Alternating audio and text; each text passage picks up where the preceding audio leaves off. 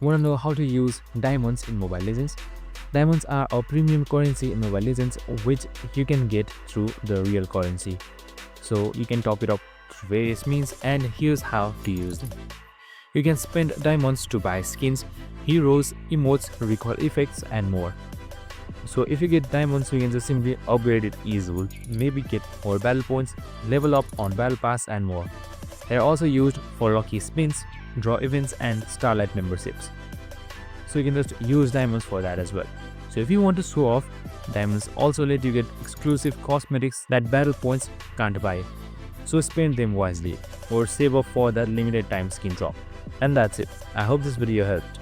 If it did, make sure to like, subscribe and tune in with us for more of these videos. See you in the next one.